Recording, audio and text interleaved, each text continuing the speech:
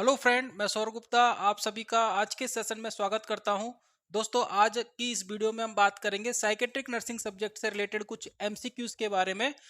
तो important MCQs हैं। आज की इस वीडियो को ध्यान से देखना है, सुनना है, समझना है, क्योंकि आज का टॉपिक बड़ा ही इम्पोर्टेंट होने जा रहा है। तो इस वीडियो के अंत तक बने रहिए। इसके अलावा इस वीडियो को हम जो है यूट्यूब पर भी डालने वाले हैं, ताकि ज़्यादा से ज़्यादा स्टूडेंट्स को इन वीडियोस के माध्यम से बेनिफिट मिल सके और हम ज़्यादा से ज़्यादा बच्चों तक अपनी अप्रोच बना सके। ठीक है, तो ये वीडियो ऐप पर भी रहेगी और यूट्यूब पर भी रहेगी। सबसे पहले हम बात करेंगे, फर्स्ट क्वेश्चन हमारा, which of the following is the most accurate in regards to dementia.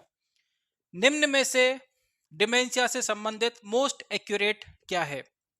Which of the following, निम्न में से कौन सा मोस्ट एक्यूरेट, सबसे ज्यादा सही है? ठीक है, डिमेंशिया के बारे में। तो डिमेंशिया को हम समझ लेते हैं। डिमेंशिया आपको पता है साइकेट्रिक डिसऑर्डर है, और वो भी कौन सा? Organic brain disorder.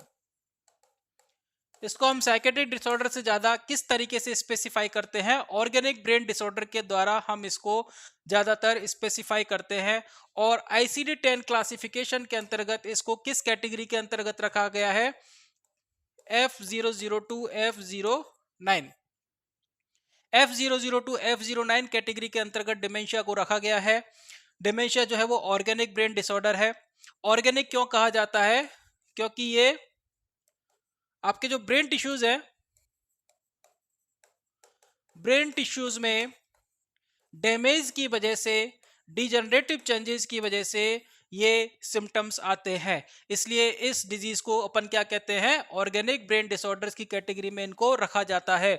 Organic brain disorder की कैटेगरी में एक दूसरी डिजीज है जिसको भी रखा जाता है, उसको अपन क्या बोलते हैं? डेलिरियम बोलते हैं। तो डिमेंशिया एंड डेलिरियम जो है वो दोनों ही कौन सी कैटेगरी की डिजीज है? ऑर्गेनिक ब्रेन डिसऑर्डर कैटेगरी की डिजीज है, जिसको कि ICD-10 ने F002 F09 कैटेगरी के अंतर्गत रखा है। डिमेंशिया जो होता है उसका रूट कॉज क्या है? Brain tissue damage. जो आपके नर्वस सिस्टम है ब्रेन के अंदर, उस नर्व सेल्स के डैमेज होने की वजह से क्या हो जाती है? डिजीज, डिमेंशिया हो जाती है। और डिमेंशिया जब होता है, किसकी वजह से होता है? ब्रेन टिश्यू डैमेज की वजह से। तो सबसे ज्यादा इफेक्ट किस पर आता है? आपके कॉग्निटिव फंक्शंस पर आता है। किस पर आता है? कॉग्निटिव फंक्शंस पर आता है। लेकिन अगर हम वही डेलिरियम की बात करें तो आपके किस पर आएगा सबसे ज्यादा इफेक्ट? ओरिएंटेशन पर आएगा। किस पर आएगा? ओरिएंटेशन पर आएगा। कॉग्निटिव फंक्शंस का मतलब क्या है? हमारे इंफॉर्मेशन की प्रोसेस होने की कैपेसिटी। आपने कोई इंफॉर्मेशन ली, उस इंफॉर्मेशन को आपने आइडेंटिफाई किया, इंटरप्रेट किया, अपनी मेमोरी में स्टोर किया और जरूरत पड़ने पर उसको रिकॉल किया। और इमीडिएटली अगर उसका यूज नहीं है तो कहीं पे भी जब हम किसी कॉम्प्लेक्स प्रॉब्लम में होते हैं तो इस इंफॉर्मेशन को हम यूज कर सके, मतलब हम क्या कर रहे हैं? इंटेलिजेंस भी उसके माध्यम से हम कर रहे हैं। तो ये सारी प्रक्रियाएं क्या है? आपकी कॉग्निटिव फंक्शंस है। Delirium, orientation. ओरिएंटेशन का मतलब क्या होता है? अपने सराउंडिंग के लिए अवेयर होना, पता होना कि मैं कहाँ हूँ, मेरे सामने कौन बैठा है, मैं किससे बात कर रहा हूँ, आज डेट क्या है, तारीख क्या है, सीजन क्या है, इन सब के बारे में अगर जानकारी है तो पर्सन क्या कहलाएगा? ओरिएंटेड कहलाएगा। लेकिन डेलिरियम में किस पे इफेक्ट आता है? ओरिएंटेशन पर इफेक्ट आता है, और इसकी वजह से क्या कंडीशन होती है? डिसओरिएंटेशन। तो ध्यान रखना है दोस्तों, डिमेंशिया में मेनली किस पर इफेक्ट आएगा? आपके कॉग्निटिव फंक्शंस पर इफेक्ट आएगा। जबकि डेलिरियम में किस पर इफेक्ट आएगा? आपके ओरिएंटेशन पर इफेक्ट आएगा। अब चलिए, अब हम अपना ऑप्शन सॉल्व करते हैं। Impairment of memory. मेमोरी जो है वो किसका पार्ट है? आपके कॉग्निटिव फंक्शंस का पार्ट है। तो क्या ये आंसर सही होगा या नहीं होगा? ये आंसर आपका सही होगा। रिवर्सिबल की अगर हम बात करें, रिवर्सिबल का मतलब होता है क्या डिमेंशिया को हम रिवर्स कर सकते हैं या नहीं कर सकते। अगर डिमेंशिया की जो कॉज है उन कॉज को हटा दिया जाए तो क्या डिमेंशिया ठीक हो सकता है क्या? तो डिमेंशिया ठीक नहीं हो सकता, क्योंकि डिमेंशिया कैसा होता है? इरिवर्सिबल होता है। Primary delusions. डिमेंशिया का प्राइमरी सिम्टम्स डेल्यूजन है क्या? डेल्यूजन डिमेंशिया का प्राइमरी सिम्टम्स नहीं है, प्रोमिनेंट सिम्टम्स नहीं है। प्रोमिनेंट सिम्टम्स क्या है इसके? या तो कॉग्निटिव फंक्शंस में चेंज आएगा, ठीक है। प्राइमरी सिम्टम्स क्या है इसके? कॉग्निटिव फंक्शंस में चेंज आएगा। Auditory hallucination. ऑडिटरी हेल्यूसिनेशन पाया जाता है क्या? अगर मैं बात करूं ऑर्गेनिक ब्रेन डिसऑर्डर्स की, तो ऑर्गेनिक ब्रेन डिसऑर्डर्स में क्या मिलेगा? ऑर्गेनिक ब्रेन डिसऑर्डर्स में क्या मिलता है? Visual hallucination. इंपॉर्टेंट क्वेश्चन है। विजुअल हेल्यूसिनेशन पाया जाता है किसमें? ऑर्गेनिक ब्रेन डिसऑर्डर में। कौन सा हेल्यूसिनेशन पाया जाता है? विजुअल हेल्यूसिनेशन प्रोमिनेंट होता है। ऐसा नहीं कि ऑडिटरी हेल्यूसिनेशन नहीं मिलेगा, कुछ रेयर केसेस में ऑडिटरी हेल्यूसिनेशन भी मिल सकता है, इसलिए हम इसको डिनाई नहीं कर रहे। लेकिन हमारा ऑप्शन क्या है, हमारा क्वेश्चन क्या है? मोस्ट एक्यूरेट की अगर हम बात करें तो मोस्ट एक्यूरेट में फिर हमारा ये ऑप्शन नहीं जाएगा, क्योंकि प्रोमिनेंटली कौन सा हेल्यूसिनेशन होता है? विजुअल हेल्यूसिनेशन होता है। इसलिए हमारा मोस्ट एक्यूरेट आंसर क्या होगा आपके? Impairment of memory. तो डिमेंशिया का हॉलमार्क फीचर्स क्या है? Impairment of memory. नेक्स्ट हम बात करते हैं the most common cause of dementia. अब डिमेंशिया के अलग अलग कॉजेज हो सकते हैं, अलग अलग टाइप हैं, उन कॉजेज के आधार पर अलग अलग टाइप है। जैसे है Alzheimer dementia,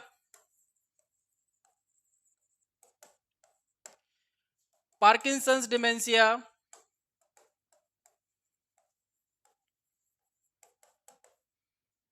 Lewy body dementia,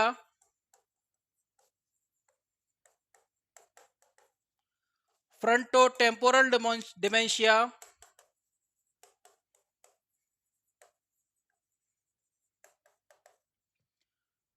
and multi infarct dementia. ये अलग अलग टाइप है डिमेंशिया के। ठीक है, the most common cause of dementia multiple sclerosis. Multiple sclerosis में क्या होता है कि जो आपके नर्वस सिस्टम के जो माइलिन शीथ है उनके अंदर डीजेनरेटिव चेंजेस स्टार्ट हो जाते हैं, उनका डिस्ट्रक्शन स्टार्ट हो जाता है, उस वो कहलाता है क्या? Multiple sclerosis.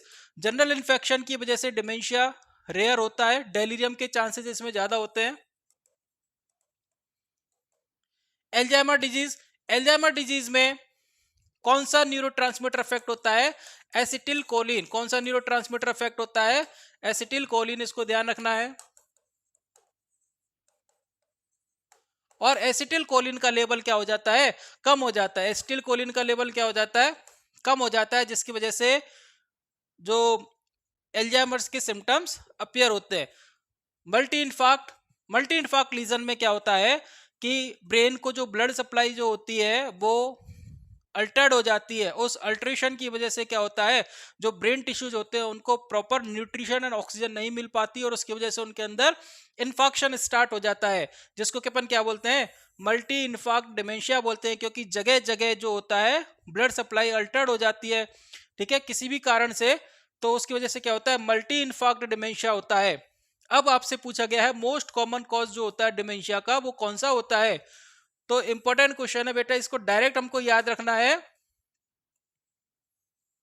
मोस्ट कॉमन जो डिमेंशिया पाया जाता है, मैक्सिमम 70% लोगों को जो डिमेंशिया होता है, 70% लोगों को जो डिमेंशिया होता है वो कौन सा होता है? Alzheimer dementia. जो हम मेमोरी फंक्शंस की बात कर रहे थे वो किसके लिए बात कर रहे थे? हम एल्जाइमर डिमेंशिया की बात कर रहे थे। मेमोरी पे जो इफेक्ट आता है वो किस डिमेंशिया में आता है? एल्जाइमर डिमेंशिया में आता है। पार्किंसंस डिमेंशिया जो है उसमें सबसे ज्यादा प्रोमिनेंट फीचर्स किसके होते हैं? मूवमेंट के। मूवमेंट पर इफेक्ट आता है, ट्रेमर्स, ब्रेडिकाइनेसिया, ठीक है, एटेक्सिया, शफलिंग गेट और पोस्चर में चेंज, ठीक है, चेंज इन पोस्चर। तो ये जो फीचर्स है मूवमेंट के वो किस में आते हैं? आपके पार्किंसंस डिमेंशिया में। तो पार्किंसंस डिमेंशिया में प्रोमिनेंट क्या होते हैं? मूवमेंट के फीचर्स होते हैं। लेकिन अगर हम बात करें 70% जो पेशेंट है डिमेंशिया के, उसका रूट कॉज क्या रहेगा? एल्जाइमर डिजीज रहेगी। इसलिए अगर एग्जाम में डायरेक्ट क्वेश्चन पूछा जाता है कि डिमेंशिया में सबसे ज्यादा किस पर इफेक्ट आता है, तो आप क्या लिखोगे? मेमोरी कहोगे। क्या कहोगे? मेमोरी। क्योंकि 70% पोर्शन जो है आपके डिमेंशिया का वो कौन ऑक्यूपाई कर रहा है? Alzheimer disease. तो अगर आपसे पूछा भी नहीं जाए कि एल्जाइमर डिजीज है या पार्किंसंस डिजीज है, सिंपल कहा जाए डिमेंशिया में प्रोमिनेंट फीचर्स क्या होता है, तो मेमोरी पे आता है। लेकिन अगर आपको स्पेसिफाई करके पूछा जाए कि पार्किंसंस डिमेंशिया में प्रोमिनेंट फीचर्स क्या होंगे, तो प्रोमिनेंट फीचर्स किस पर होते हैं? मूवमेंट के फीचर्स आते हैं। क्लियर है? तो यहां पर इस केस में, इस क्वेश्चन में आपका आंसर क्या जाएगा? सी। नेक्स्ट हम बात करेंगे, हमारा नेक्स्ट क्वेश्चन है visual hallucination, illusion, fugue, disorientation are typical features of delirium, dementia, schizophrenia, dissociative disorders. अब देखिए चारों ऑप्शन ऐसे हैं, यहां पर हमको separate technique, split technique use करनी पड़ेगी। स्किजोफ्रेनिया में कौन सा हेलुसिनेशन पाया जाता है? Auditory hallucination. स्किजोफ्रेनिया में कौन सा हेलुसिनेशन प्रेजेंट होता है? ऑडिटरी हेलुसिनेशन प्रेजेंट होता है। इसलिए ये ऑप्शन आपका यहां पर कट हो जाता है। डिसोसिएटिव डिसऑर्डर, डिसोसिएटिव डिसऑर्डर जो होता है वो किसका पार्ट है? न्यूरोसिस का पार्ट है। किसका पार्ट है? न्यूरोसिस का। न्यूरोसिस, एंजाइटी, न्यूरोसिस क्या होते हैं? एंजाइटी, स्ट्रेस रिलेटेड जो डिसऑर्डर्स होते हैं, क्या होते हैं? ध्यान से सुनना। एंजाइटी, स्ट्रेस रिलेटेड जो डिसऑर्डर्स होते हैं वो किस कैटेगरी में आते हैं? न्यूरोसिस में आते हैं। तो इसमें आपके क्या क्या आ जाएंगे? फोबिया आ जाएगा, ओसीडी आ जाएगा, इसके अलावा डिसोसिएशन आ जाएगा, कन्वर्जन आ जाएगा, PTSD, post traumatic stress disorder, इसके अलावा एंजाइटी डिसऑर्डर। तो ये सारे डिसऑर्डर्स किस में आएंगे? आपके न्यूरोसिस में आएंगे। और आपको पता है कि न्यूरोसिस में जो है वो क्या नहीं पाया जाता? हेल्यूसिनेशन, हेल्यूसिनेशन एंड डिल्यूजन नहीं पाया जाता। न्यूरोसिस में हेल्यूसिनेशन एंड डिल्यूजन प्रेजेंट नहीं होता है, क्योंकि ये दोनों सिम्टम कैसे हैं? साइकोटिक सिम्टम्स हैं। कैसे सिम्टम्स हैं? साइकोटिक सिम्टम्स हैं। और साइकोटिक सिम्टम्स जो होते हैं वो केवल कहां प्रेजेंट होंगे? साइकोसिस के अंदर प्रेजेंट होंगे। तो साइकोसिस डिजीज कौन सी होती है? साइकोटिक डिजीज कौन सी होती है? तो एक होती है आपकी delirium, dementia, schizophrenia, mania and depression. ये जो 5 डिजीज हैं आपकी, delirium, dementia, schizophrenia, mania and depression, ये आपकी कौन सी डिजीज है? साइकोटिक डिजीज है। और साइकोटिक डिजीज है, और ये सिम्टम्स कैसे हैं? साइकोटिक सिम्टम्स हैं। मतलब इन डिजीज में आपको क्या देखने को मिलेगा? हेल्यूसिनेशन और डिल्यूजन देखने को मिलेगा। ठीक है। तो यहां पर हम बात करें डिसोसिएटिव डिसऑर्डर की, तो यहाँ तो ना तो कोई हेल्यूसिनेशन प्रेजेंट होता है, ना ही कोई डिल्यूजन प्रेजेंट होता है। तो ये दोनों ऑप्शन आपके यहाँ पर कट हो गए। अब बचा आपका, आपको किस में से सेलेक्ट करना है? डेलीरियम एंड डिमेंशिया में से सेलेक्ट करना है। तो विजुअल फीचर्स मैंने कहा दोनों ही कैसे हैं? ये ऑर्गेनिक ब्रेन डिसऑर्डर है। कैसे हैं ये? Organic brain disorder. और ऑर्गेनिक ब्रेन डिसऑर्डर दोनों में ही कौन सा हेल्यूसिनेशन पाया जाता है? विजुअल हेल्यूसिनेशन पाया जाता है। तो ये ऑप्शन हमारा जो फर्स्ट पार्ट है विजुअल हेल्यूसिनेशन, वो दोनों ऑप्शन को इंडिकेट कर रहा है। दूसरा है इल्यूजन। इल्यूजन जो होता है वो भ्रम होता है। भ्रम मतलब चीजों को गलत तरीके से आइडेंटिफाई अगर हम कर लेते हैं, मिस इंटरप्रिटेशन कर लेते हैं स्टिमुलाई का, तो मिस इंटरप्रिटेशन होने का चांसेस किस में ज्यादा है? डेलिरियम में ज्यादा है। क्यों? क्योंकि यहां पर कॉन्शियस लेवल क्या होता है? कॉन्शियसनेस का लेवल जो होता है वो क्या होता है? रिड्यूस होता है। किसमें? डेलिरियम में। तो जब हम, हमारा कॉन्शियसनेस, हमारी अलर्टनेस प्रॉपर नहीं रहेगी, तो चांसेस ज्यादा है कि हम चीजों को गलत तरीके से आइडेंटिफाई करें। तो इल्यूजन होने के चांसेस किस में ज्यादा है? डेलिरियम में ज्यादा है। फ्यूज का मतलब होता है अपनी आइडेंटिटी खो देना। ठीक है। तो फ्यूज जो होता है वो डिमेंशिया और डेलिरियम दोनों में प्रेजेंट होता है। फ्यूज का मतलब होता है व्यक्ति अपनी पहचान को खो देता है। तो दोनों केस में फ्यूज प्रेजेंट हो सकता है। अब बात करते हैं हम डिसओरिएंटेशन की। तो डिसओरिएंटेशन जो प्रोमिनेंट होता है वो किस केस में होता है? डेलिरियम के केस में होता है। अभी हमने लास्ट स्लाइड में बात की थी कि डिमेंशिया का जो प्रोमिनेंट सिम्टम्स वो क्या है? बेटा मेमोरी का सिम्टम्स है। डिमेंशिया का प्रोमिनेंट सिम्टम्स क्या है? मेमोरी का। एंड डेलिरियम का प्रोमिनेंट सिम्टम्स क्या है? डिसओरिएंटेशन का।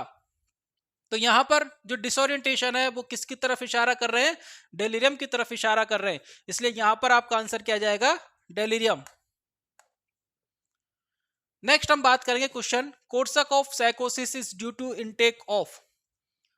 कोर्साकॉफ साइकोसिस क्या होता है? Due to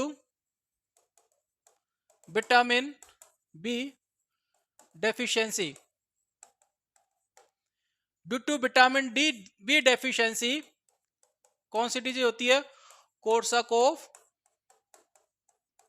साइकोसिस। ठीक है। कोर्साकॉफ साइकोसिस होता है जिसमें आपके मेमोरी पर and I, memory and I पर आपके सिम्टम्स आते हैं। तो कोर्साकॉफ साइकोसिस होता है due to the vitamin B deficiency. और विटामिन बी डेफिशिएंसी करने वाला प्रोमिनेंट फैक्टर कौन सा है? आपके अल्कोहल है। ठीक है। तो क्रॉनिक एल्कोहलिज्म की वजह से, क्रॉनिक एल्कोहलिज्म जो होता है वो बॉडी में किसकी कमी करता है? विटामिन बी डेफिशिएंसी करता है। और विटामिन बी डेफिशिएंसी जो होती है उसको हम कैसे डिटेक्ट कर सकते हैं? कि आपका जो मीन सेल वॉल्यूम है वो इंक्रीज हो जाएगा, क्योंकि विटामिन बी जो होता है वो आरबीसी का जो सेल साइज होता है उसको नॉर्मलाइज करने में हेल्प करता है। लेकिन अगर विटामिन बी की डेफिशिएंसी हो जाएगी तो क्या होगा? आरबीएससी का साइज बड़ा रह जाएगा, वो नॉर्मल नहीं आ पाएगा, और बड़ा रह जाएगा तो मीन सेल वॉल्यूम भी क्या होगा? इंक्रीज हो जाएगा। क्लियर है? तो यहां से हम डिटेक्ट कर सकते हैं। लेकिन रूट कॉज क्या है हमारा? विटामिन बी डेफिशिएंसी, जो कि किसकी वजह से हो रहा है? क्रॉनिक एल्कोहलिज्म की वजह से हो रहा है। और इसकी वजह से कौन सा साइकोसिस डेवलप हो रहा है? कोर्साकॉफ साइकोसिस डेवलप हो रहा है। ठीक है, तो कोर्साकॉफ साइकोसिस due to the intake of alcohol. बाकी अदर जो है वो साइकोएक्टिव सब्सटेंस है, लेकिन ये आपके विटामिन बी के एब्जॉर्प्शन पर इफेक्ट नहीं डालते। विटामिन बी के एब्जॉर्प्शन पर कौन इफेक्ट डालता है? एल्कोहल डालता है। हालांकि इनकी वजह से भी अदर साइड इफेक्ट्स आएंगे बॉडी के अंदर। ठीक है, जैसे कैनाबिस जो होता है वो हंगर को इंक्रीज कर देता है, भूख बढ़ा देता है। तो जब व्यक्ति खाना खाता है तो उसको पता नहीं चलता। ओपियम, अफीम, अफीम जो होता है वो कॉन्स्टिपेशन करता है। ठीक है, तो एग्जाम में पूछा हुआ क्वेश्चन है एक बार आरआरबी अहमदाबाद में, रेलवे बोर्ड अहमदाबाद के अंदर, कि अगर व्यक्ति को डायरिया हो रहा है तो निम्न में से कौन सी मेडिसिन आप प्रिस्क्राइब कर सकते हो? तो उसमें एक ऑप्शन था कोडीन। कोडीन जो था वो क्या है? आपके ओपियम डेरिवेटिव्स है। कोडीन जो है वो ओपियम डेरिवेटिव्स है, जिसको कि मेडिसिनल पर्पस से यूज किया जाता है। तो अगर आपके पास कोई मेडिसिन नहीं है, ऑप्शन इसी तरीके से था, क्वेश्चन इसी तरीके से था कि अगर आपके पास कोई अदर मेडिसिन नहीं है तो ऐसी स्थिति में आप कौन सी पेन किलर आप यूज कर सकते हो? तो उसमें आंसर था आपके कोडीन। तो कोडीन जो है वो डायरिया को रोकने में हेल्प करेगा, मतलब कॉन्स्टिपेशन। तो इसका जो साइड इफेक्ट्स है ओपियम का वो क्या है? कॉन्स्टिपेशन। ठीक है, इसी तरीके से एम्फिटामाइन जो होता है वो भी साइको एक्टिव सब्सटेंस है, जो कि बॉडी के अंदर साइकेट्रिक चेंजेस लेकर के आता है। तो हमारा क्वेश्चन यहाँ पर कहता है कोर्साकॉफ साइकोसिस is due to the intake of alcohol. ये इंपॉर्टेंट क्वेश्चन है, इसको आप डायरेक्ट याद करेंगे। एल्कोहल, एल्कोहल के बारे में डायरेक्ट क्वेश्चन आता है, इंपॉर्टेंट क्वेश्चन है, और पूछा जाता है कोर्साकॉफ साइकोसिस। तीन चार चीजें इससे कोरिलेटेड है। कोर्साकॉफ साइकोसिस है, vitamin B deficiency and alcoholism. ये तीन चार चीज कोरिलेटेड है, इनको आपको एज इट इज याद करना है। नेक्स्ट हम बात करेंगे astasia abasia is seen in. Astasia abasia is seen in, सबसे पहले हम समझेंगे एस्टेसिया अवेसिया होता क्या है। It is difficulty in maintaining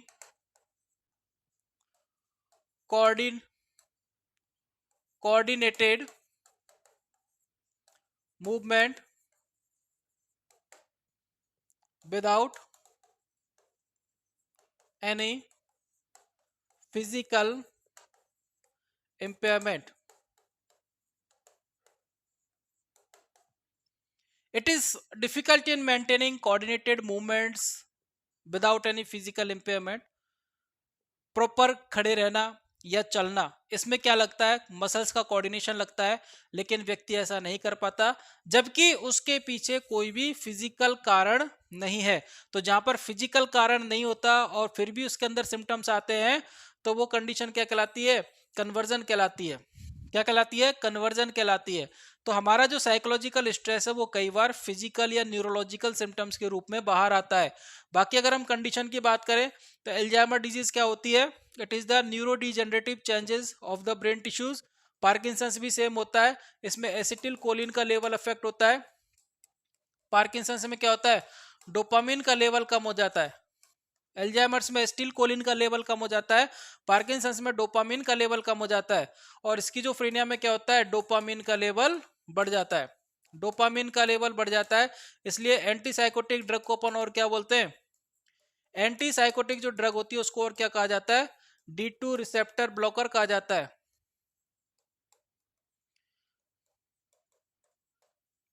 D2 receptor blocker कहा जाता है। डी किसको इंडिकेट कर रहा है? डोपामिन को। तो डोपामिन के रिसेप्टर को ब्लॉक करता है, जिसकी वजह से साइकोटिक सिम्टम्स सबसाइड हो जाते हैं।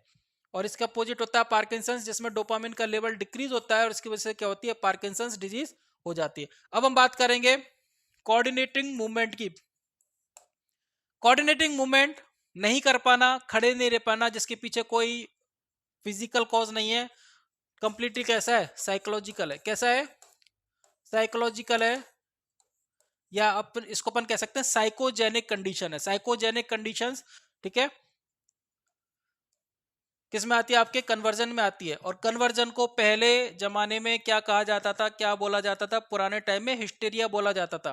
क्या बोला जाता था? हिस्टेरिया। हिस्टेरिया का जो पुराना मतलब है, एंशिएंट मीनिंग जो है वो है अटेंशन सीकिंग बिहेवियर। क्या है? Attention seeking behaviour. हिस्टोरिकल जो वर्ड है इसका एंशिएंट मीनिंग क्या है? Attention seeking behaviour. मतलब ऐसा माना जाता था पहले कि व्यक्ति जो है वो जानबूझ करके ऐसा करता है ताकि लोगों का ध्यान अपनी तरफ अट्रैक्ट कर सके। लेकिन जैसे जैसे और साइंटिफिक स्टडी हुई है, पता चला है कि जो साइकोलॉजिकल स्ट्रेस होता है वो कई बार फिजिकल सिम्टम्स के रूप में या न्यूरोलॉजिकल सिम्टम्स के रूप में बाहर निकल के आता है। ठीक है, तो अब इन चीजों को आइडेंटिफाई हम लोग नहीं कर सकते कि ये एक्चुअली में हो रहा है या पर्सन अटेंशन सीकिंग बिहेवियर कर रहा है, इसलिए हम दोनों ही टर्म्स को लेकर के साथ साथ चलते हैं। हिस्टेरिकल कन्वर्जन डिसऑर्डर, ठीक है। तो हम ये मानेंगे कि कोई फिजिकल कारण नहीं है, तो फिजिकल कारण नहीं है तो साइकोलॉजिकल कारण होगा, और साइकोलॉजिकल कारण है तो उस टर्म को अपन क्या कहेंगे? कन्वर्जन कहेंगे। तो यहां पर आपका आंसर क्या जाएगा? सी। नेक्स्ट हम बात करेंगे यूजेन व्लूलर रीनेम डिमेंशिया प्रीकॉक्स एज। डिमेंशिया प्रीकॉक्स को क्या नाम दिया? डिमेंशिया प्रीकॉक्स। सबसे पहले हम समझेंगे कि जो नाम दिया डिमेंशिया प्रीकॉक्स वो क्यों दिया। देखिए डिमेंशिया के लक्षण क्या होते हैं? डिमेंशिया के अगर हम बात करें तो प्रोमिनेंट लक्षण क्या होते हैं? कॉग्निटिव चेंजेस होता है, कॉग्निटिव चेंजेस होता है। और दूसरा क्या होता है इसमें? डिमेंशिया के लक्षण क्या? Cognitive changes and functional deterioration. क्या होता है? कॉग्निटिव चेंजेस होता है एंड फंक्शनल डिटेरियोरेशन होता है। कॉग्निटिव चेंजेस मतलब माइंड प्रॉपरली काम नहीं कर रहा, दिमाग ढंग से काम नहीं कर रहा, बोलते कुछ है, सुनता कुछ है, समझता कुछ है, कहता कुछ है, जो काम दिया जाता है उसको प्रॉपरली नहीं कर पाते। फंक्शनल कैपेसिटी, तो यहाँ पर ब्रेन के अंदर चेंजेस हो रहा है, तो कॉग्निटिव चेंजेस। फंक्शनल डिटोरिएशन का मतलब क्या होता है? आपके जो डेली रूटीन के काम है, जैसे ब्रश करना, नहाना, कपड़े पहनना, खाना खाना, ठीक है, इन कामों को करने को लेकर भी की भी परेशानी होती है। आपकी जो कैपेसिटी होती है, पेशेंट की जो कैपेसिटी होती है वो कम हो जाती है, उसको अपन बोलते हैं फंक्शनल डिटेरियोरेशन। तो ये दोनों डिमेंशिया के सिम्टम्स हैं। जब इन सिम्टम्स को एक ऐसी डिजीज के साथ मैच किया गया जिसका ऑनसेट कैसा था? Early onset. डिमेंशिया कब होता है? ओल्ड एज में होता है, इसलिए इसको नाम दिया डिमेंशिया। लेकिन एक ऐसी डिजीज डिस्कवर की गई थी जिसमें लगभग सेम सिम्टम्स थे, और जो कैसी हो रही है? अर्ली ऑनसेट हो रहा है, जो यंग एज में हो रही है। कैसे हो रही है? यंग एज में हो रही है। तो यंग एज में होने की वजह से इस डिजीज को क्या नाम दिया गया? डिमेंशिया प्रीकॉक्स। प्रीकॉक्स का मतलब होता है ओल्ड एज आने से पहले, मतलब जिसका ऑनसेट कैसा हो? अर्ली हो, जिसका जिसका इमरजेंस किस एज में हो रहा हो? यंग एज में हो रहा हो। इसलिए उस चीज को ध्यान में रखते हुए इसको नाम क्या दिया गया? डिमेंशिया प्रीकॉक्स नाम दिया गया। डिमेंशिया प्रीकॉक्स जो है वो किसके द्वारा दिया गया था? जर्मन साइकेट्रिस्ट के द्वारा दिया गया था। जर्मन साइकेट्रिस्ट का नाम था एमिल क्रैपलिन। जर्मन साइंटिस्ट का नाम क्या था? एमिल क्रैपलिन नाम था, जिसने डिमेंशिया प्रीकॉक्स नाम दिया गया। इसके बाद और स्टडी हुई, और जो हमारे दूसरे साइंटिस्ट जिनका कि नाम हमने यहां पर लिखा है, यूजेन ब्लूलर ने, उन्होंने इस टर्म्स को चेंज कर दिया। इन्होंने कहा कि इस डिजीज में, जिस पर्टिकुलर डिजीज की हम लोग बात कर रहे हैं, इस डिजीज में कॉग्निटिव चेंजेस, फंक्शनल डिटोरिएशन तो होता है, लेकिन ये सिम्टम्स प्रोमिनेंट नहीं होते। इसके अकॉर्डिंग प्रोमिनेंट सिम्टम्स क्या थे? डिसऑर्गेनाइज्ड थिंकिंग, डिसऑर्गेनाइज्ड थिंकिंग थी, हेल्यूसिनेशन था, एंड डिल्यूजन था। क्या था? Hallucination and delusion. These are the prominent features according to the Eugen Bleuler. और इस वजह से इन्होंने इस टर्म्स को 1908 में नाम चेंज कर दिया गया, और क्या नाम दे दिया गया? स्किज़ोफ्रेनिया। तो अगर हम बात करें डिमेंशिया प्रीकॉक्स जो है वो किसका ही दूसरा नाम है? स्किज़ोफ्रेनिया, जिसको कि आज हम यूज नहीं करते। डिमेंशिया प्रीकॉक्स जो है वो इस डिजीज को पहले दिया हुआ नाम है, जो कि किसने दिया है? एमिल क्रेपलिन ने दिया है, जो कि जर्मन साइकेट्रिस्ट थे। और यूजेन ब्लूलर जो है वो कैसे साइकेट्रिस्ट है? कहाँ के रहने वाले? Swiss.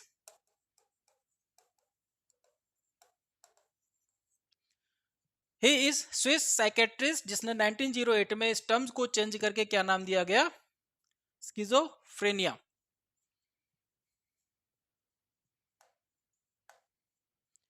Next question is the first effective antipsychotic drug was.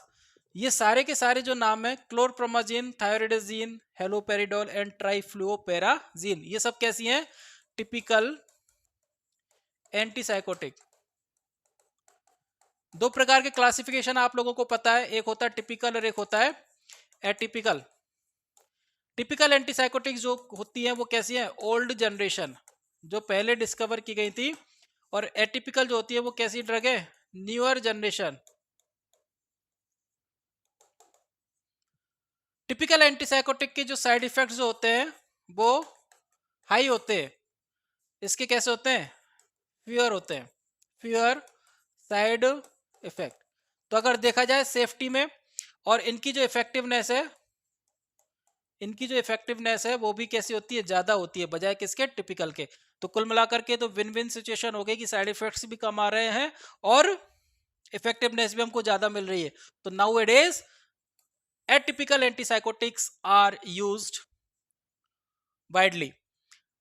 लेकिन हम बात कर रहे हैं, हमारा क्वेश्चन क्या कह रहा है? First effective antipsychotic drug.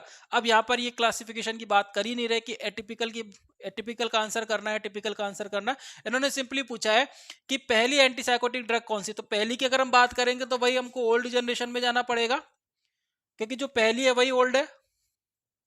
तो ओल्ड जनरेशन की बात करें तो ये चारों ही कैसी हैं? आपके टिपिकल एंटीसाइकोटिक कैटेगरी की है। इनमें भी जो फर्स्ट डिस्कवर हुई थी क्लोरप्रोमाजिन थी, जिसको कि 1950 के आसपास 1950 के आसपास डिस्कवर किया गया था। और एक्चुअली इस ड्रग को एंटीहिस्टामिन प्रॉपर्टी के रूप में डिस्कवर किया गया था। एंटीहिस्टामाइन के रूप में इसको यूज किया जाता था। एंटीहिस्टामिन एंटीहिस्टामिन के रूप में इसको यूज किया जाता था। लेकिन जब जरूरत पड़ी, एक्सीडेंटली ये देखा गया कि जो क्लोरप्रोमाजिन है उसके अंदर एंटीसाइकोटिक प्रॉपर्टी भी होती है। मतलब ये जो साइकोटिक सिम्टम्स हैं, फिर बता रहा हूं मैं, साइकोटिक सिम्टम्स कौन से हैं? साइकोटिक सिम्टम्स कौन से हैं? Hallucination and delusion. Psychotic symptoms कौन से हैं? Hallucination and delusion. तो इन सिम्टम्स पर ये इफेक्टिव थी। इसने क्या किया? इस ड्रग ने इन सिम्टम्स को क्या किया? रिड्यूस किया। तो ये देखा गया कि ये ड्रग एंटीहिस्टामिन होने के साथ साथ कैसी है? एंटीसाइकोटिक भी है। ये ड्रग एंटीहिस्टामिन होने के साथ साथ कैसी है? एंटीसाइकोटिक भी है। इसलिए इस ड्रग को प्राइमरली यूज किया गया। तो क्वेश्चन है फर्स्ट इफेक्टिव एंटीसाइकोटिक ड्रग, या इसको इस तरीके से भी पूछा जा सकता है, first antipsychotic drug which was discovered is chlorpromazine. Clear है? तो आपका आंसर क्या जाएगा? यहां पर क्लोरप्रोमाजिन जाएगा।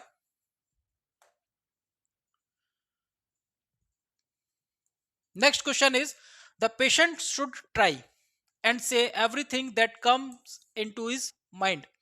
पेशेंट को जो मन में आता है वो कहना चाहिए, या ऐसे कहने की कोशिश करनी चाहिए, जो भी उसके मन में आ रहा है कि मैं कहूं, इस तरह की उसको कोशिश करनी चाहिए, विदाउट सेल्फ कंट्रोल और सेंसर, बिना कोई नियंत्रण के या बिना किसी की निंदा किए। Is a fundamental rule of, किस थेरेपी का फंडामेंटल रूल है? अब ये कहना क्या चाहता है क्वेश्चन कि अगर पेशेंट हमको अपनी पूरी प्रॉब्लम नहीं बताएगा तो हम पेशेंट की प्रॉब्लम को समझ नहीं पाएंगे। इसके अलावा दूसरा इसमें कंसेप्ट ये रहता है कि पेशेंट के अंदर जो भी भड़ास रखी हुई है, ठीक है, कई बार ऐसा होता है कि हम घुटते रहते हैं, चीजों को सहते रहते हैं, तो वो अंदर ही अंदर बम की तरह बन जाती है, कि लास्ट में जाकर के उसका क्या होगा, एकदम विस्फोट होगा। ठीक है, तो उस विस्फोट से बचाने के लिए हम क्या करते हैं, पेशेंट को अलाउ करते हैं कि आपके मन में जो भी आ रहा है उसको कहिए, ताकि वो चीज आपके मन से बाहर निकल जाए। ठीक है, तो या तो पेशेंट क्या करेगा, अगर वो चीजों को बाहर नहीं निकालेगा तो क्या करेगा, उसके अंदर क्या होगा, विस्फोट होगा, एकदम ही भड़क जाएगा किसी पर। या फिर अगर भड़केगा नहीं तो वो जो प्रॉब्लम, जो टेंशन लेकर के बैठे हैं, वो फिर फिजिकल सिम्टम्स के रूप में बाहर आएंगे, जो अभी हमने बात की थी कि डिसोसिएशन एंड कन्वर्जन सिम्टम्स जो है अपियर हो रहे हैं। तो हम नहीं चाहते कि पेशेंट इस लेवल पर आए, हम ये चाहते हैं कि उसके मन में जो भी है वो बाहर निकाले। तो दोनों ही पर्पज से, कि एक तो वो क्या सोच रहा है उसको पता लगाने के लिए, दूसरा पेशेंट को रिलैक्स फील कराने के लिए, दोनों ही पर्पज से हम ये चाहते हैं कि पेशेंट आपके मन में जो भी कुछ आ रहा है वो कहे। ठीक है, अब इतना पेशेंट को पता है कि मेरी जो अंदर जो थिंकिंग है, हो सकता है कि वो नॉर्मल भी हो सकती है या एबनॉर्मल भी हो सकती है, और अगर ये कॉन्शियसनेस उसके पेशेंट के अंदर आ गई कि मैं जो बोलूंगा हो सकता है उस बात को एक्सेप्ट नहीं किया जाए, तो पेशेंट पूरी बातों को नहीं बताएगा। तो हम क्या चाहते हैं कि पेशेंट इसको बिना किसी सेल्फ कंट्रोल के कहे, मतलब किसी भी बात को रोके नहीं, जो वो बोलना चाह रहा है, जो उसके मन में आ रहा है वो बोले, और हम उस चीज के लिए तैयार रहे कि हमें उस चीज को एक्सेप्ट करना है। ठीक है, तो हम ये एनकरेजमेंट कब आएगा, पेशेंट, जब पेशेंट का आपके ऊपर कंप्लीटली ट्रस्ट होगा। एक दो मीटिंग में पेशेंट सारी बातें आपके सामने खोल करके नहीं रख देगा, ठीक है, लेकिन जैसे जैसे आप रेगुलर मीटिंग करते रहोगे, वैसे वैसे पेशेंट आपके सामने, जैसे पेशेंट का आपके ऊपर ट्रस्ट जमेगा, वैसे वैसे पेशेंट अपनी बातों को बताता जाएगा। तो एक लॉन्ग प्रोसेस है, ठीक है, शॉर्ट ड्यूरेशन प्रोसेस नहीं, एक लॉन्ग प्रोसेस है, लॉन्ग टर्म चलने वाली प्रोसेस है। किस प्रोसेस का फंडामेंटल रूल है, इंटरपर्सनल साइकोथेरेपी। इंटरपर्सनल साइकोथेरेपी जो आपके करंट कॉन्फ्लिक्ट है, करंट कॉन्फ्लिक्ट को इश्यू करती है। लॉन्ग टर्म साइकोडायनेमिक थेरेपी जो है वो भी इंटरपर्सनल साइकोथेरेपी का पार्ट है, लेकिन interpersonal psychotherapy mainly current conflict को, करंट इश्यूज को फोकस करती है, और लॉन्ग टर्म साइकोडायनेमिक साइकोथेरेपी आपके अंदर जो भी कचरा भरा हुआ है, जो भी थॉट भरे हुए हैं, उन थॉट को रिलीज कराने को लेकर के काम करती है। ठीक है, तो पेशेंट अपनी बातों को कब कहेगा, जब पेशेंट का थेरेपिस्ट के ऊपर ट्रस्ट जमेगा। तो थेरेपिस्ट के ऊपर ट्रस्ट एक दो दिन में होने वाली प्रक्रिया नहीं है, एक लंबी प्रक्रिया है। आप बार बार लगातार पेशेंट से मिलोगे, पेशेंट का आपके ऊपर ट्रस्ट बनेगा, तब जाकर के वो अपनी फीलिंग को, अपनी बातों को शेयर करेगा। क्लियर है। Cognitive behaviour psychotherapy, cognitive behaviour psychotherapy जो होती है वो किस पर काम करती है, थॉट पर काम करती है। आपके फॉल्टी थॉट को आइडेंटिफाई करेगी, और अगर लगता है करेक्शन की जरूरत है तो उनको करेक्ट करने का काम करेगी। Acceptance and commitment therapy, acceptance and commitment therapy में क्या किया जाता है कि पेशेंट को उसकी प्रॉब्लम, उसके एबनॉर्मल बिहेवियर के बारे में रियलाइज करवाया जाता है, ताकि वो अपनी इस प्रॉब्लम को क्या कर सके, एक्सेप्ट कर सके। क्लियर है। एंड कमिटमेंट थेरेपी, और ये भरोसा दिला सके कि भविष्य में, इन फ्यूचर, वो इस तरीके के बिहेवियर रिपीट नहीं करेगा। ठीक है, तो ये कमिटमेंट कब होगा, जब उसको एक्सेप्टेंस होगा कि मैं गलत हूं और मुझे ऐसा नहीं करना चाहिए। क्लियर है।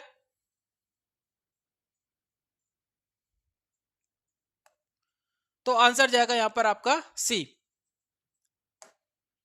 नेक्स्ट हम बात करते हैं, Socratic questioning as tool for therapeutic process is employed in. Socratic questioning क्या होता है, आपने एक साइंटिस्ट का नाम सुना होगा, सुक्रेत।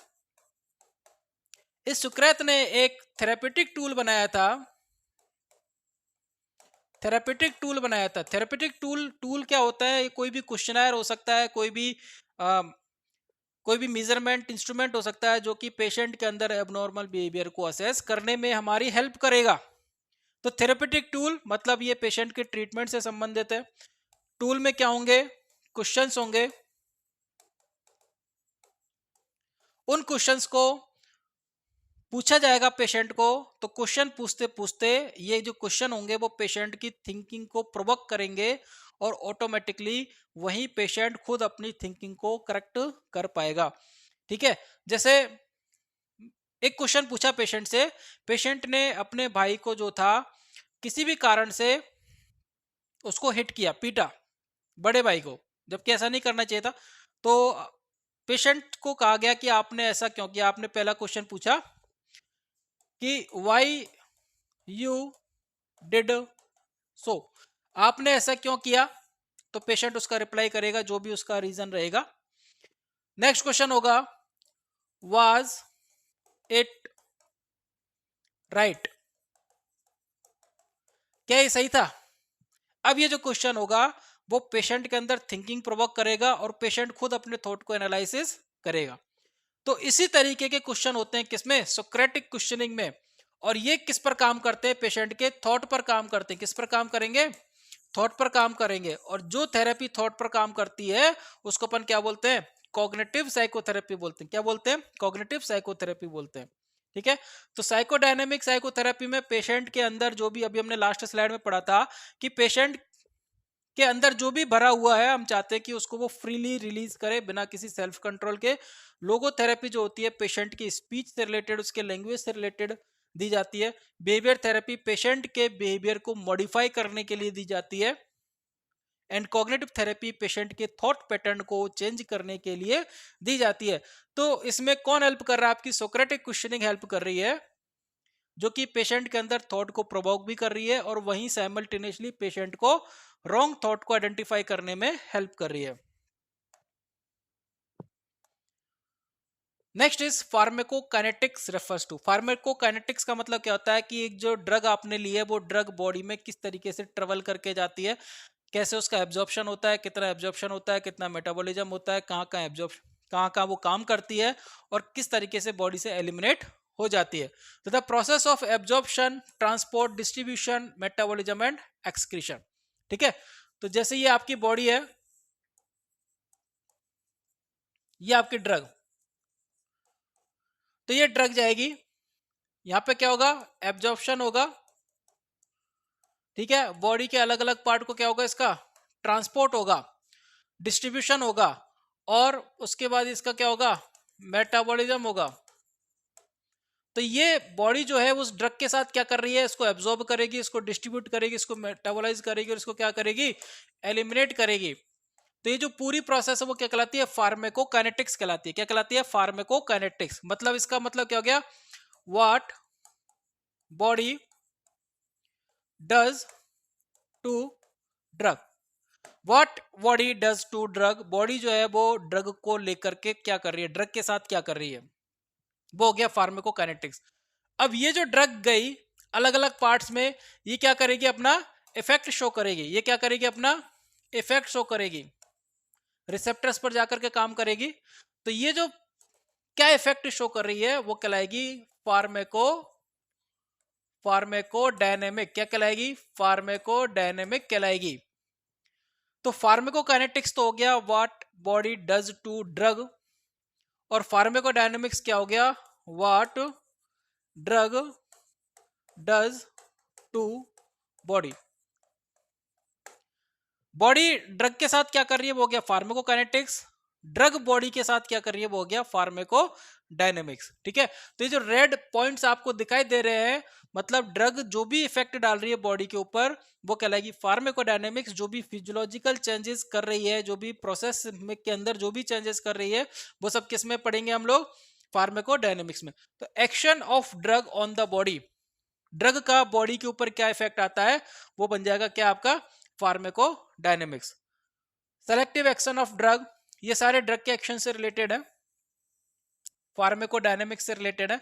तीन ऑप्शन, केवल एक ऑप्शन है जो कि आपके किससे रिलेटेड है, फार्माकोकाइनेटिक्स से रिलेटेड है। क्लियर है, तो आपका आंसर क्या जाएगा यहां पर, ए।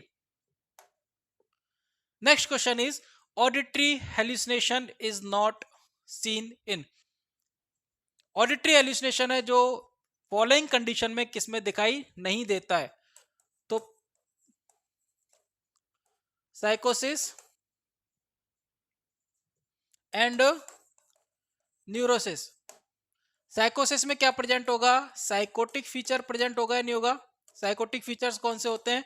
ये मैं बार बार बता रहा हूं आपको। एल्यूसिनेशन होता है एंड क्या होता है? डिल्यूजन होता है। साइकोटिक फीचर्स क्या होते हैं? एल्यूसिनेशन एंड डिल्यूजन। तो ये जो साइकोटिक फीचर्स हैं प्रेजेंट किस में होते हैं? साइकोसिस में प्रेजेंट होते हैं, और जबकि न्यूरोसिस में क्या होते हैं? एब्सेंट होते हैं। साइकोसिस में प्रेजेंट होते हैं, न्यूरोसिस में एब्सेंट होते हैं, तो न्यूरोसिस में नहीं मिलेगा। अब आपको ये देखना है कि निम्न में से कौन सी कंडीशन है जो न्यूरोसिस है? डिसोसिएशन। डिसोसिएशन एंड कन्वर्जन दोनों ही कंडीशन क्या है? न्यूरोसिस है। डिसोसिएशन में जब, जैसे मैंने बताया कि जब भी हमारे मन में कोई ज्यादा साइकोलॉजिकल स्ट्रेस होता है, मेंटल स्ट्रेस होता है, और हम उस स्ट्रेस को पॉजिटिव तरीके से रिलीज नहीं कर पाते बॉडी से, तो वो फिर फिजिकल सिम्टम्स के रूप में बाहर आता है। तो अगर फिजिकल सिम्टम्स के रूप में बाहर आता है तो वो कहते हैं डिसोसिएशन। और डिसोसिएशन में मोस्टली किस पर इफेक्ट आता है? आपके मेमोरी पर इफेक्ट आता है। डिसोसिएशन में मेमोरी पर इफेक्ट आता है, और कन्वर्जन जो होता है वो उस पे किस पे आता है इफेक्ट? आपके नर्वस सिस्टम से रिलेटेड न्यूरोलॉजिकल जो भी होता है वो सब किस में आता है? आपके कन्वर्जन में आता है। ठीक है, तो dissociation and conversion almost similar condition है। किसकी वजह से हो रही है? प्रोलॉन्ग्ड साइकोलॉजिकल स्ट्रेस की वजह से हो रही है। अगर उस साइकोलॉजिकल स्ट्रेस को प्रॉपर तरीके से बॉडी से रिलीज नहीं किया गया तो वो फिर हमारे अंदर डिसोसिएशन एंड कन्वर्जन कॉज करेगी। क्लियर है? तो जब हमको ऑप्शन मिल गया तो बाकी तीन ऑप्शन हमको देखने की जरूरत नहीं। स्किज़ोफ्रेनिया में मिलेगा मैनिक एपिसोड विद साइकोसिस। विद साइकोसिस का मतलब क्या हो गया? जिसमें साइकोटिक सिम्टम्स प्रेजेंट है। अगर इस तरीके का डायग्नोसिस आपको देखने को मिल रहा है, manic episode without psychotic symptoms, manic episode with psychotic symptoms, तो विदाउट साइकोटिक सिम्टम्स का मतलब क्या हो गया? यहाँ पर ना तो डिल्यूजन प्रेजेंट है ना ही एल्यूसिनेशन प्रेजेंट है, केवल कैसा है? मैनिक एपिसोड है।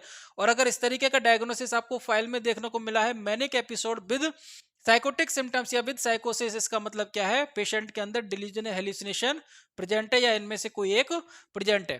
क्लियर है? एम्फिटामाइन टॉक्सिसिटी के अंतर्गत भी, क्योंकि मैंने बताया कि ये भी एक साइको एक्टिव ड्रग है और ये साइकोटिक सिम्टम्स कॉज करेगी, तो ये आपके अंदर ऑडिटरी हेल्यूसिनेशन कॉज कर सकती है। क्लियर है? तो आंसर आपका बचता है dissociative disorder. Next is a subjective feeling of ugliness or physical defect which the patient feels noticeable to others although his appearance is within normal limits। Question क्या कह रहा है? ध्यान से समझना।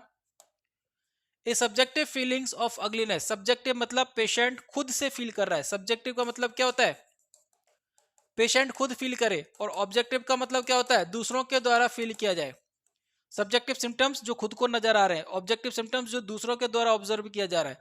तो सब्जेक्टिव फीलिंग मतलब केवल खुद को लग रहा है क्या कि मैं गंदा हूं, और फिजिकल डिफेक्ट या मेरे अंदर कोई शारीरिक बनावट जो है उसमें कोई गड़बड़ है, विच द पेशेंट फील्स नोटिसेबल, और पेशेंट को ऐसा लगता है कि वो दूसरों को दिखाई दे रहा है, मेरे अंदर कोई गड़बड़ी है जो कि दूसरों को नजर आ रही है, लेकिन his appearance is with in normal limit. लेकिन साथ के साथ इन्होंने क्या लाइन ऐड कर दी कि उसका अपीयरेंस जो है वो कंप्लीटली नॉर्मल है, मतलब पेशेंट जो सोच रहा है ऐसा उसके साथ कुछ भी नहीं है।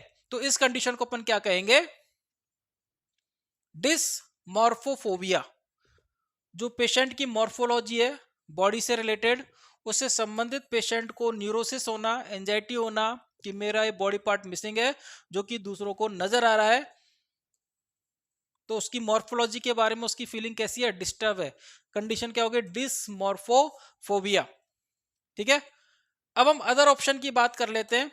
Delusional parasitosis. डिल्यूजनल पैरासाइटोसिस का मतलब क्या होता है? डिल्यूजन का मतलब आपको पता है क्या? False fixed belief. False fixed belief मतलब ऐसे बिलीफ जिनको बदला नहीं जा सके, जो कि फिक्स होते हैं, और बदला नहीं जा सके का मतलब क्या है? अगर आप कोई प्रूफ देते हो, जैसे मेरे अंदर कोई गलत थिंकिंग है, और अगर आप प्रूफ देते हो कि आप जो सोच रहे हो वो गलत है, प्रूफ देने के बाद क्या होगा? मैं अपनी थिंकिंग को करेक्ट कर लूंगा कि नहीं, मैं जो सोच रहा था वो गलत था, लेकिन प्रूफ देखने के बाद मैं डेफिनेटली कह सकता हूं कि मेरा जो सोचने का तरीका था वो गलत था, और अब मैं अपनी थिंकिंग को क्या कर लूंगा? मॉडिफाई कर लूंगा। लेकिन अगर प्रूफ देने के बाद भी मैं अपनी थिंकिंग को मॉडिफाई नहीं करूं तो वो थिंकिंग कैसी हो जाती है?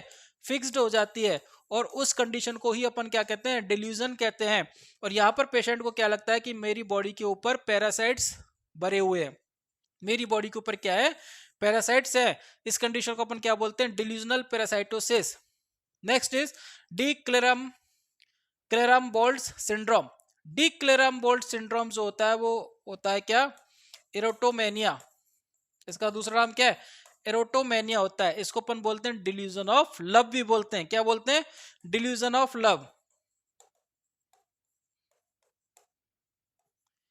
तो डिल्यूजन ऑफ लव का दूसरा नाम क्या है, de Clerambault syndrome. De Clerambault syndrome को क्या कहा जाता है, एरोटोमेनिया कहा जाता है या डिल्यूजन ऑफ लव कहा जाता है। इसका मतलब क्या होता है कि पेशेंट को लगता है कि सामने वाला मुझसे प्रेम करता है, मुझसे क्या करता है, लव करता है, जबकि वास्तव में ऐसा कुछ नहीं होता। ठीक है, तो इसके लिए पेशेंट क्या करता है, इसमें दो चीजें इंपॉर्टेंट है कि जो सामने वाला है उसका स्टेटस कैसा है, हायर है। ठीक है, जो पेशेंट है उस पेशेंट से उसका स्टेटस हायर रहेगा। पेशेंट कभी भी अपने से लोअर स्टेटस के व्यक्ति के लिए ऐसी बात नहीं कहेगा। वो किसके लिए बात कहेगा, जिसका स्टेटस हायर है, कि वो व्यक्ति जो है वो मुझसे प्रेम करता है। और अपनी बात को प्रूफ करने के लिए वो लव लेटर्स वगैरह जो है सामने वाले को भेजेगा, इस तरीके के गिफ्ट देगा ताकि लोगों को लगे कि हाँ इनके बीच में कुछ है। तो उस कंडीशन को अपन क्या बोलते हैं, एरोटोमेनिया बोलते हैं।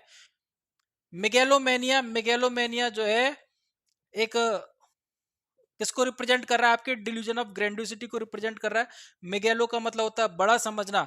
ठीक है, ऐसी थिंकिंग जिसमें व्यक्ति अपने आप को क्या समझता है, बड़ा समझता है। तो इसको अपन और कैसे लिख सकते हैं, डिल्यूजन ऑफ ग्रैंडियोसिटी।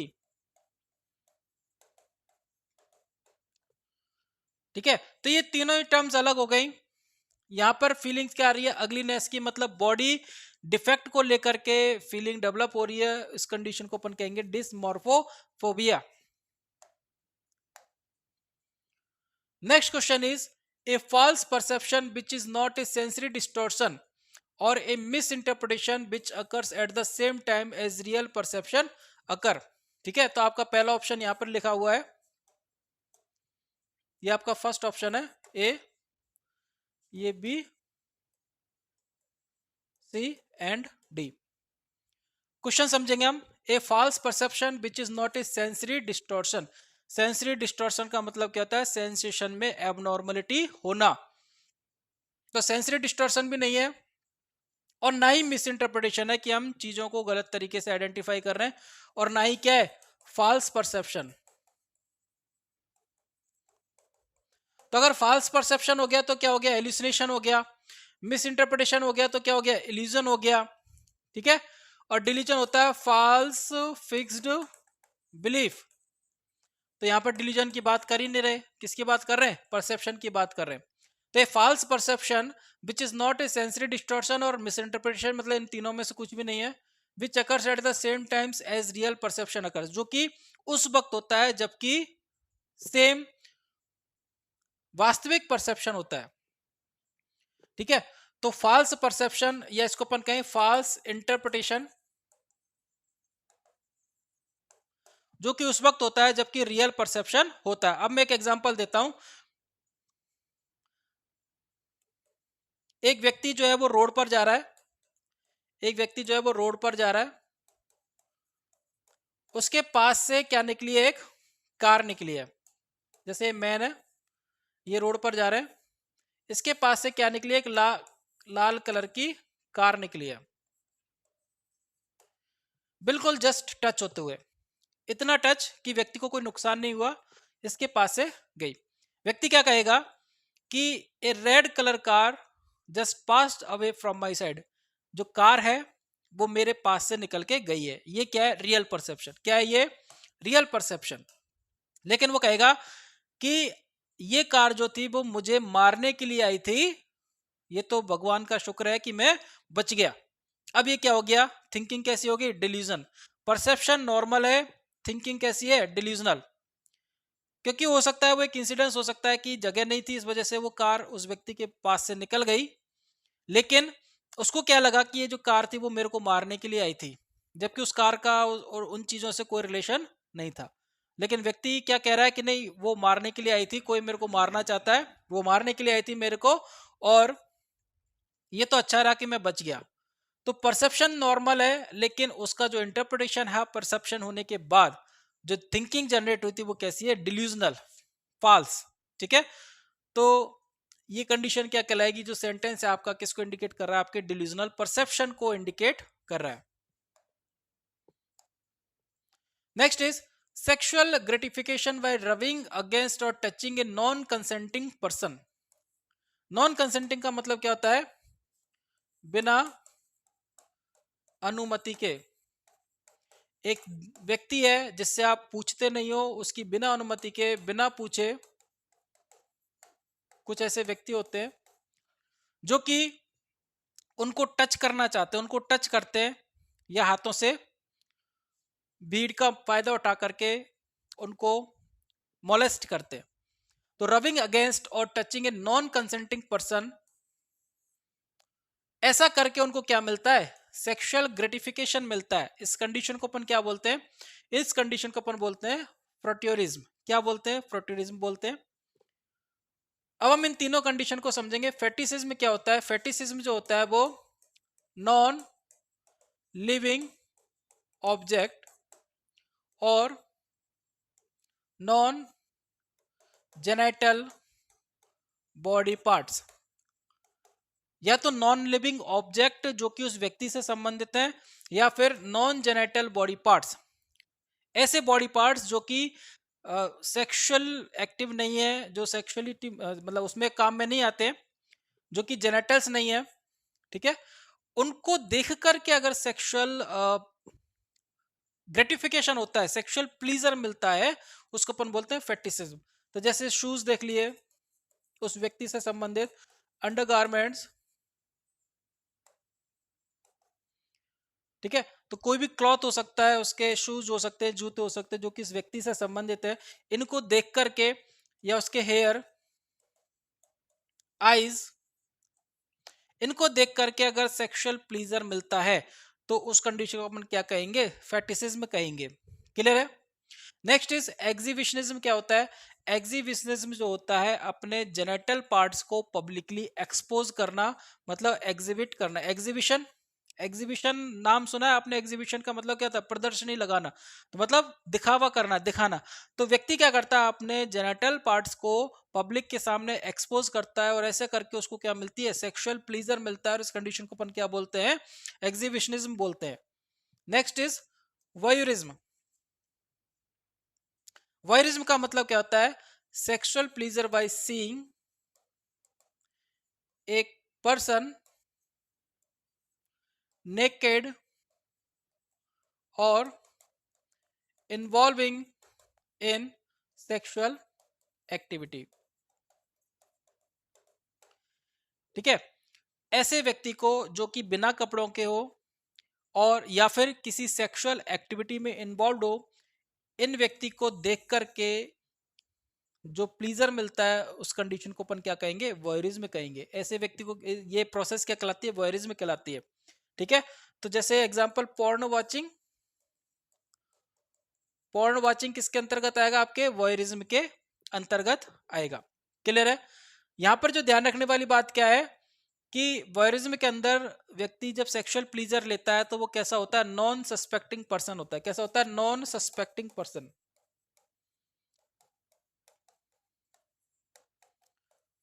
मतलब जो जिस व्यक्ति को वो देख रहे हैं उनको पता नहीं होता कि कोई मुझे ऑब्जर्व कर रहा है, वो कहलाता है नॉन सस्पेक्टिंग पर्सन। मतलब उनको आइडिया नहीं होता कि कोई हमें इस तरीके से देख रहा है। तो ये जो कंडीशन है वो कहलाती है वॉयरिज्म। तो हमारा क्वेश्चन पूछा गया है, sexual gratification by rubbing against or touching a non consenting person is known as frotteurism. तो आपका आंसर जाएगा A. Next is morphine is extracted from. Morphine जो है वो कहां से एक्सट्रैक्ट किया जाता है, तो मॉर्फिन जो है वो एक प्रकार की क्या ओपियम है, और ओपियम जो है वो कौन से प्लांट से ली जाती है, साइंटिफिक नेम क्या है इसका, पेपेवर सोमनीफेरम। तो पेपेवर सोमनीफेरम जो है उससे ओपियम ली जाती है। कैनाबिस से क्या लिया जाता है, कैनाबिनॉल, कैनाबिस लिया जाता है, गांजा लिया जाता है, गांजा, भांग, ये सब इसके डेरिवेटिव्स होते हैं। राउल वॉल्फिया सर्पेंटाइना, इसको अपन क्या बोलते हैं हिंदी में, सर्पगंधा।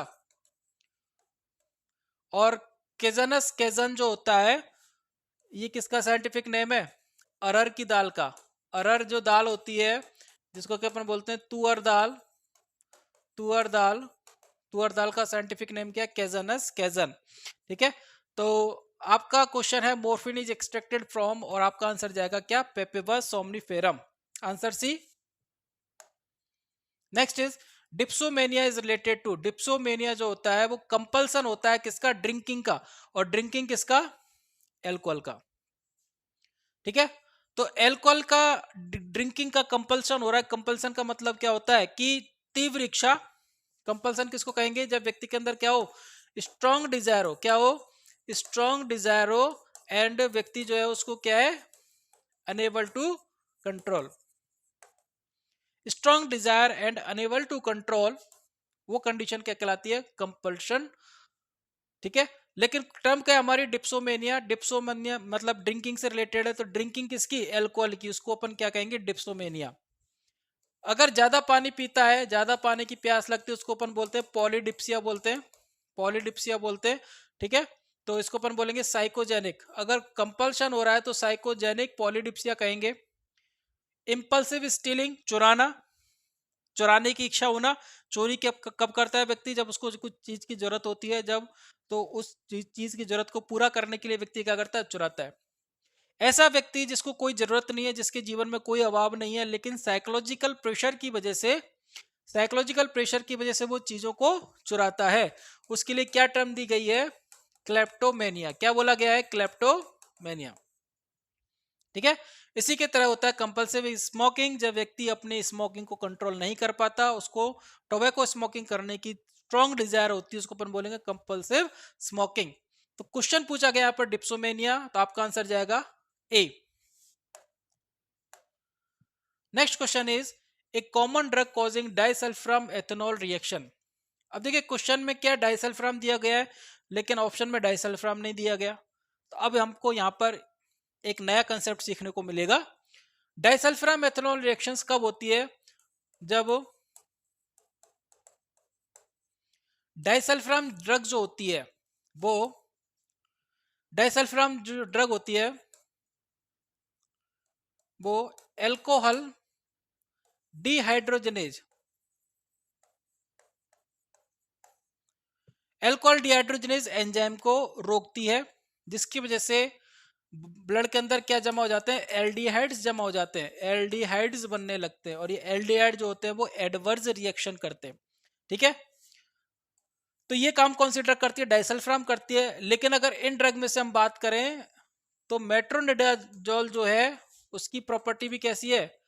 Have similar property, property similar to disulfiram. ये भी क्या करेगी? ये इस एंजाइम को प्रिवेंट करेगी, जिसकी वजह से ब्लड के अंदर क्या जमा हो जाएंगे? एल्डिहाइड्स जमा हो जाएंगे, और एल्डिहाइड जो होते हैं वो ब्लड के अंदर क्या करते हैं? एडवर्स रिएक्शन करते हैं। और ये जो रिएक्शंस है वो कौन सी साइकोथेरेपी पर बेस्ड है? आपकी बिहेवियर थेरेपी पर बेस्ड है। किस पर बेस्ड है? बिहेवियर थेरेपी पर बेस्ड है। और जो कौन सी, क्या नाम है उसका? अवर्जन। कौन सी थेरेपी है? अवर्जन थेरेपी पर बेस्ड है। क्लियर है?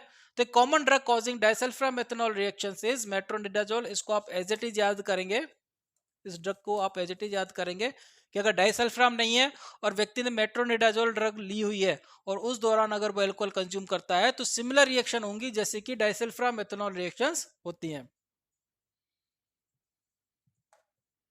Next is common risk of severe depression. Severe depression का सबसे ज्यादा रिस्क किसका है? सुसाइड का, suicidal tendency.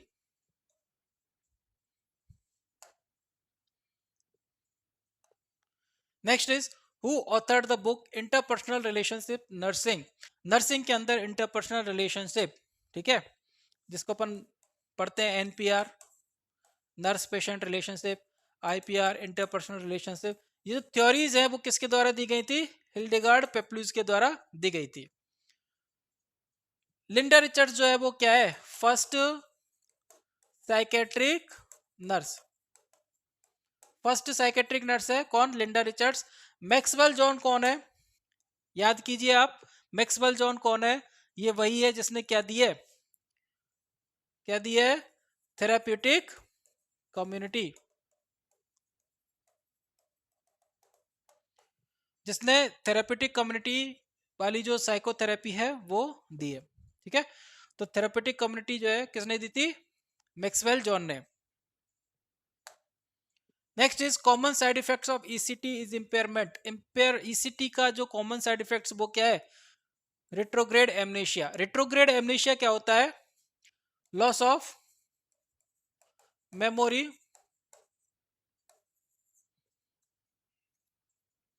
Before ECT. ECT लगने से पहले जो मेमोरी थी उस मेमोरी का क्या हो जाएगा? लॉस हो जाएगा। तो रेट्रो मतलब पहले की मेमोरी का भूल जाना, वो क्या कहलाता है? एमनेशिया कहलाता है। तो मेमोरी लॉस जो होता है वो दो प्रकार का होता है, रेट्रोग्रेड एंड एंटेरोग्रेड। क्या होता है? Retrograde and anterograde. रेट्रोग्रेड जो होता है वो क्या होता है? ईसीटी लगने से पहले की जो मेमोरी होती है वो क्या होगा? भूल जाएगा।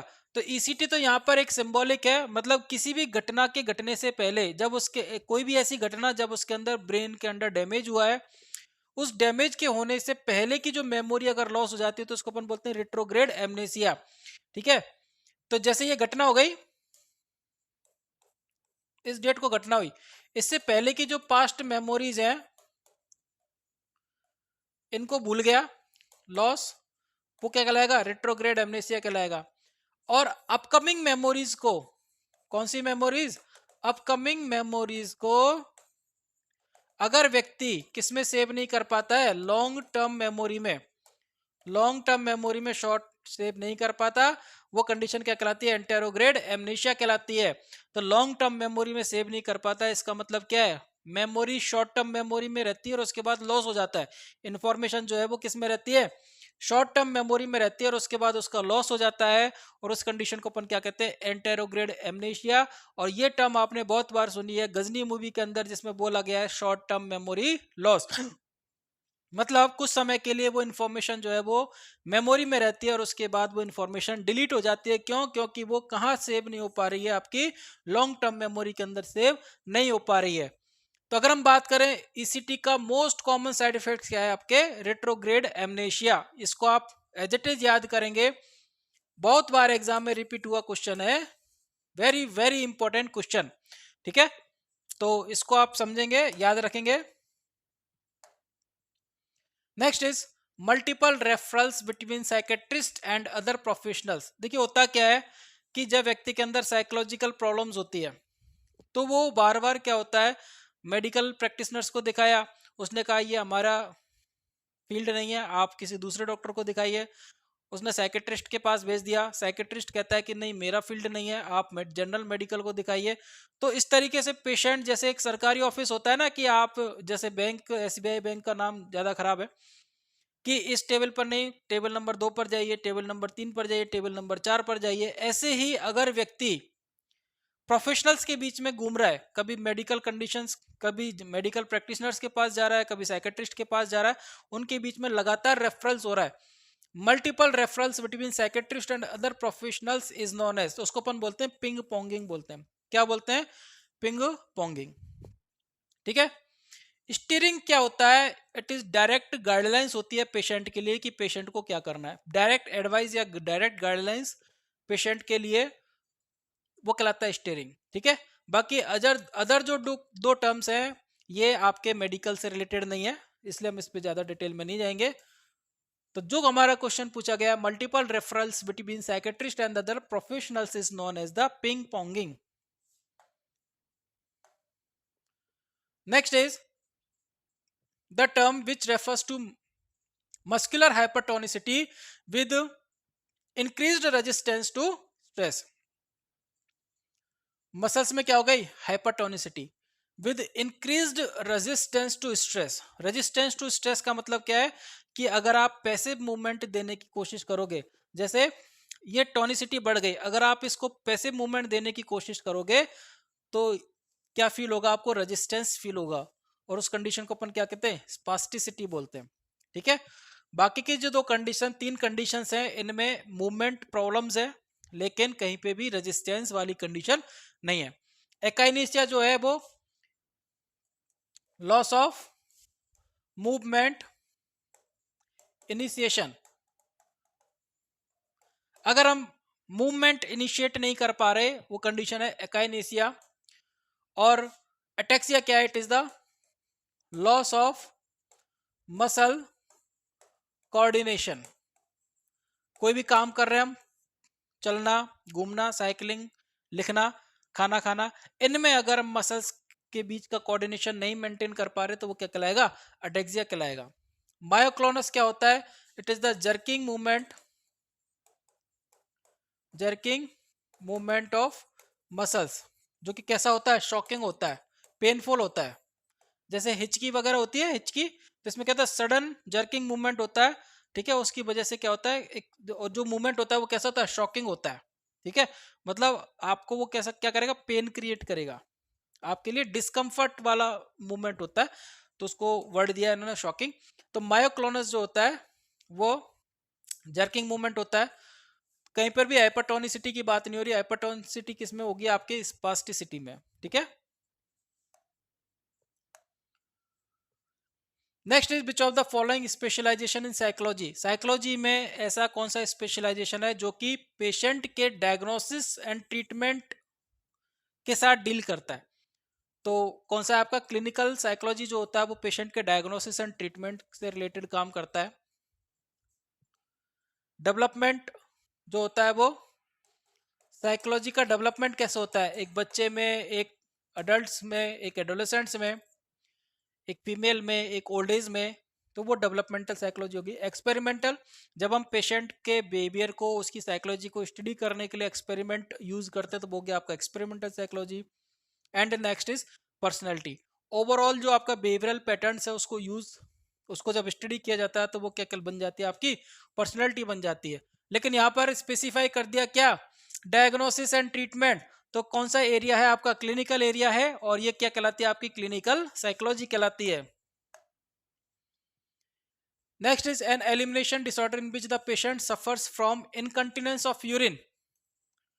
किसकी प्रॉब्लम है? एलिमिनेशन की। एलिमिनेशन मतलब या तो पासेज ऑफ यूरिन एंड या फिर passage of stool.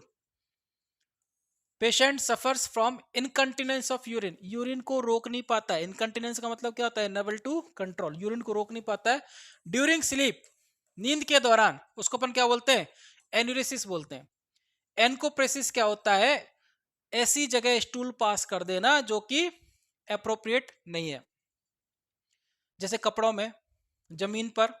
Appropriate place क्या है? टॉयलेट। टॉयलेट में जाकर के यूरिन पास करना, सॉरी, टॉयलेट में जाकर के फिसिस पास करना, ये ट्रेनिंग लेने के बाद, ये सीखने के बाद भी, ठीक है, मतलब कंसेप्ट क्या है कि नॉर्मल बिहेवियर, जो टॉयलेट ट्रेनिंग है उसकी प्रॉपर हो चुकी है। नॉर्मल बिहेवियर जो है कि जब भी उसको अर्ज हुई एलिमिनेट करने की फीसिस को, वो टॉयलेट तक गया है, वो उसने वो नॉर्मल लेवल शो किया है। वो शो करने के बाद अगर उसके अंदर इस तरीके के चेंजेस आते हैं कि वो अपने कपड़ों में या कहीं पे भी फर्श पर अगर फीसिस पास कर रहा है, तो वो कंडीशन हो जाएगी आपकी एंकोप्रेसिस। डिस्पेरियोनिया होता है पेनफुल सेक्सुअल इंटरकोर्स। ठीक है, स्यूडोसाइसिस क्या होता है? इसमें फीमेल, मोस्टली फीमेल्स में पाया जाता है, और इसमें फीमेल्स को लगता है कि मैं प्रेग्नेंट हूँ। कुछ इस तरीके के सिम्टम्स आते हैं, जैसे एब्डोमिनल डिस्टेंशन हो जाएगा, ब्रेस्ट के अंदर टेंडरनेस हो जाएगी। तो इन सिम्टम्स को देख करके फीमेल्स के अंदर एक फीलिंग आ जाती है कि मैं प्रेग्नेंट हूँ और मेरे अंदर एक फिटस डेवलप हो रहा है, और कई बार उसको फिटल मूवमेंट भी फील होता है। ठीक है, तो वो कंडीशन कैसी है? साइकोजेनिक है। एक्चुअली में नॉर्मली फिजिकली कोई प्रेगनेंसी नहीं है, लेकिन उसको ऐसा फील हो रहा है, वो कंडीशन कहलाती है स्यूडोसाइसिस।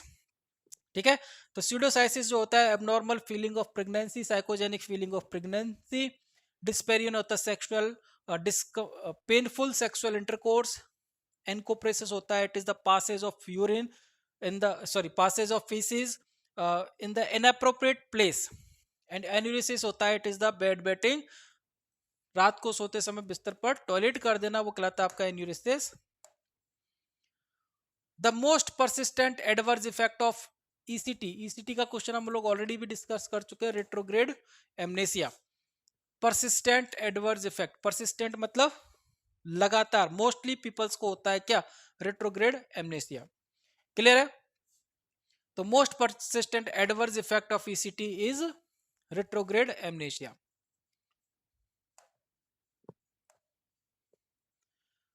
तो आज की वीडियो में इतना ही। आज की वीडियो से रिलेटेड आप हमें कमेंट जरूर करें यूट्यूब के अंदर और ऐप के अंदर कि किस तरीके का आपका एक्सपीरियंस रहा। और अगर आपके साइकेट्रिक से रिलेटेड कोई भी क्वेरी हो तो आप हमें अपनी क्वेरी, वो क्वेश्चन विद ऑप्शन, कि आपको अगर कोई क्वेश्चन समझ में नहीं आ रहा हो, आप हमसे पूछना चाहते हैं, तो वो क्वेश्चन एंड ऑप्शन जो है वो आप हमें भेजेंगे अपना नाम और अपने कॉलेज के नाम के साथ।